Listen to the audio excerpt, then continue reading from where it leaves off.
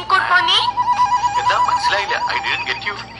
What kappa thought mean good morning? വാട്ടിയ കപ്പയും തോട്ടിലെ മീനും കൂട്ടുമെന്നാ ചോദിച്ച ഇംഗ്ലീഷില്. ഇവിടെ ഈ ചൂട് കാലത്തെ തോട് പോലെ മെലിഞ്ഞൊരു പുഴയുണ്ട്. അതിലെ മീനാ പുഴ മീന്. ആ കൂട്ടുവങ്ങള് ഒന്ന് ദയവായി മലയാളത്തിൽ സംസാരിക്കണം. എനിക്ക് മനസ്സിലാവുന്നില്ല.